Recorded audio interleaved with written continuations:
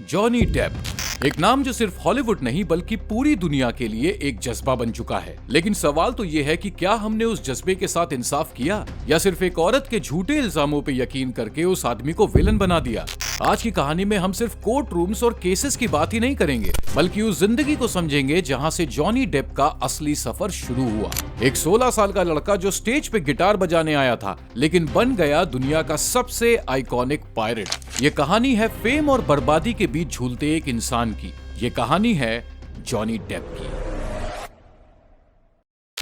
1979 Kentucky के ओवेंसबोरो city में एक 16 साल का बच्चा अपनी टॉक्सिक फैमिली से परेशान होकर अपना घर छोड़ देता है और एक बैंड बनाता है जिसका नाम था द किड्स, और वो लड़का था जॉन क्रिस्टोफर डेप II। ये बैंड काफी जल्दी फ्लोरिडा के लोकल क्लब्स में फेमस हो गया, जिसके बाद 1983 में जॉनी और उनके बैंडमेट्स रिकॉर्ड डील की तलाश में लॉस एंजलिस आ गए। अब जॉनी ने सोचा कि LA जाते ही उन्हें गिग्स मिलेंगे, शोज मिलेंगे, लेकिन मिला तो बस भूख, बेरोजगारी और किराए की टेंशन। जॉनी दिन के वक्त तो टेलीमार्केटिंग जॉब करते थे जहां वो फोन पे लोगों को इंसाइक्लोपीडियाज बेचते थे और रात को क्लब्स के चक्कर मारते थे, पर शोज उनको मिलते ही नहीं थे। धीरे धीरे बैंड के कुछ साथियों ने गिव अप कर दिया और जॉनी के म्यूजिशियन बनने का सपना भी टूट गया। वो इंसान जो कभी स्टेज पे परफॉर्म करने के सपने देख रहा था अब अपने कमरे के कोने में बैठा था, मानो जैसे जिंदगी का कोई मतलब ही नहीं रहा। लेकिन जब ऊपर वाला आपके मुंह पे दरवाजा बंद करता है तो एक छोटी सी खिड़की भी खोलता है। ऐसे में एक दिन जॉनी की मुलाकात निकोलस केज से होती है, जो खुद उस वक्त एक स्ट्रगलिंग आर्टिस्ट थे।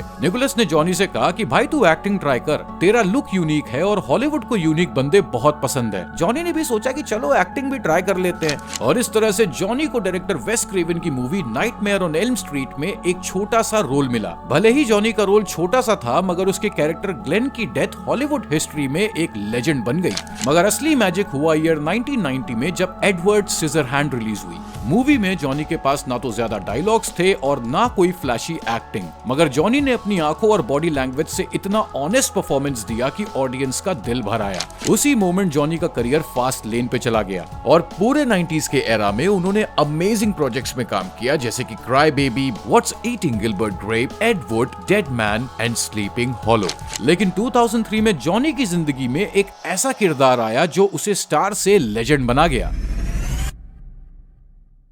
2002 में डिज्नी अपनी famous ride pirates of the Caribbean पे एक मूवी बनाने की प्लानिंग में था। डिज्नी चाहता था कि कैप्टन जैक स्पैरो एक सीरियस पायरेट हो, मगर जब जॉनी के पास ये स्क्रिप्ट आई तो वो बोले, I don't see pirates as serious, I see them as rock stars of the 18th century. और जब स्क्रीन टेस्ट की बारी आई तो जॉनी ने जैक स्पैरो को फुल ऑन कीथ रिचर्ड जैसा बना दिया, मतलब ice half shut, speech slurry और वॉक तो जैसे पायरेट का नहीं बल्कि मुर्गी का ऑडिशन देने आया हो। इस परफॉर्मेंस ने प्रोड्यूसर्स को कंफ्यूज कर दिया। उन्हें लगने लगा कि भाई ये बंदा तो ड्रंक होके आया है, लेकिन प्रोड्यूसर जेरी ब्रुकहाइमर समझ गए कि जॉनी का ये स्टाइल मूवी को एक ब्लॉकबस्टर बना देगा, और हुआ भी कुछ ऐसा ही। जब Captain Jack Sparrow theatre screen पे आया तो पहले तो ऑडियंस कंफ्यूज हो गई कि भाई ये पायरेट है या जोकर, मगर जैसे जैसे मूवी आगे बढ़ती रही तो कैप्टन जैक स्पैरो की शरारत, स्टाइल और पागलपन लोगों के सिर पे चढ़ के बोलने लगा। उसका सेवी कहने का स्टाइल और उसकी यूनिक वॉकिंग स्टाइल इतनी अमेजिंग थी कि ऑडियंस जॉनी को इग्नोर कर ही नहीं पाई। मूवी एक कल्ट हिट बनी, जिसके बाद पायरेट्स फ्रेंचाइज एक $1 बिलियन एम्पायर बन गया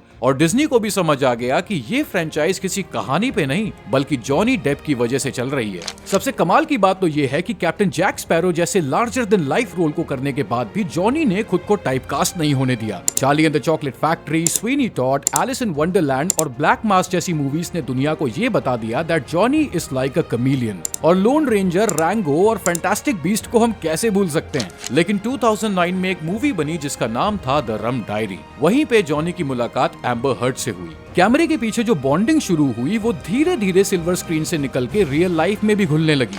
उस वक्त जॉनी और उनके पार्टनर वेनेसा पैराडिस का रिश्ता खत्म होने की कगार पर था। इसके बाद 2012 तक जॉनी का वेनेसा से ब्रेकअप हो गया और उसके थोड़े ही समय बाद जॉनी और एम्बर ओपनली एक दूसरे के साथ दिखने लगे।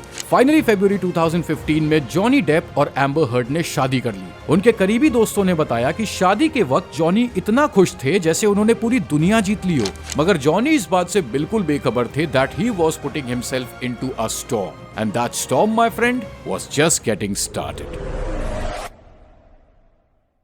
कभी कभी चीजें बाहर से जितनी परफेक्ट दिखती हैं, अंदर से वो उतनी ही खोखली होती हैं। शुरुआत में तो सब ठीक लग रहा था, लेकिन फिर छोटी छोटी बातों पे झगड़े शुरू हो गए। इसके बाद मई 2016 में एम्बर ने डाइवोर्स फाइल कर दिया और साथ ही डोमेस्टिक अब्यूज के एलिगेशन लगाते हुए रिस्ट्रेनिंग ऑर्डर भी ले लिए। जॉनी ने मामले को एस्केलेट नहीं किया और 2017 में ऑफिशियली उनका डाइवोर्स फाइनलाइज हो गया, जिसमें एम्बर हर्ड को $7 मिलियन मिले। इन $7 मिलियन में से $3.5 मिलियन उसने ACLU को और $3.5 मिलियन उसने चिल्ड्रन हॉस्पिटल लॉस एंजलिस को डोनेट कर दिए। ऐसा उसने कई टीवी शोज में बोला।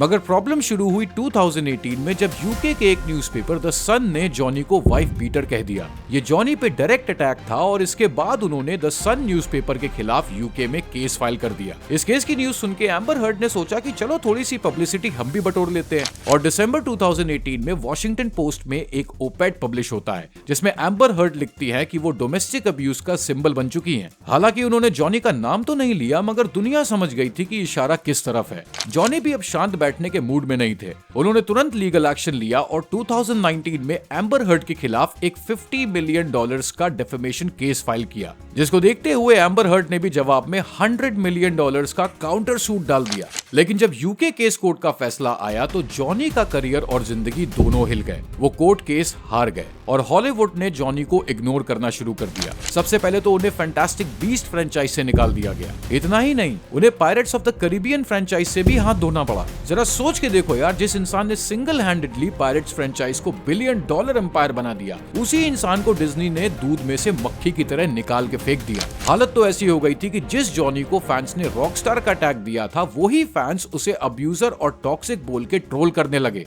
ऐसे में एम्बर हर्ड के अगेंस्ट डेफेमेशन केस जॉनी के लिए एक लास्ट होप था। अप्रैल 2022 में डेफेमेशन ट्रायल शुरू होता है और पहली बार जॉनी ने अपनी लाइफ को एक खुली किताब की तरह दुनिया के सामने रखा। जॉनी ने कहा कि मैं खुद एक अब्यूजिव माँ के साथ बड़ा हुआ हूँ। मैं जानता हूँ कि डोमेस्टिक वायलेंस का दर्द क्या होता है। मैंने आज तक कभी किसी औरत पे हाथ नहीं उठाया। एम्बर जलती हुई सिगरेट्स जॉनी के फेस पे रगड़ देती थी, उनकी एडिक्शन रिकवरी का मजाक उड़ाती थी, यहाँ तक जॉनी को उनके बच्चों तक से मिलने नहीं देती थी। हर फाइट के बाद जॉनी खुद को बाथरूम में लॉक कर लेते थे, मगर एम्बर बाथरूम के दरवाजे को पीट के जॉनी को प्रोवोक करने की कोशिश करती थी। एम्बर का वॉयलेंस इतना ज्यादा था कि एक बार तो उसने जॉनी पे एक वोडका की बोतल फेंक के मार दी, जिसकी वजह से जॉनी की उंगली की टिप अलग हो गई।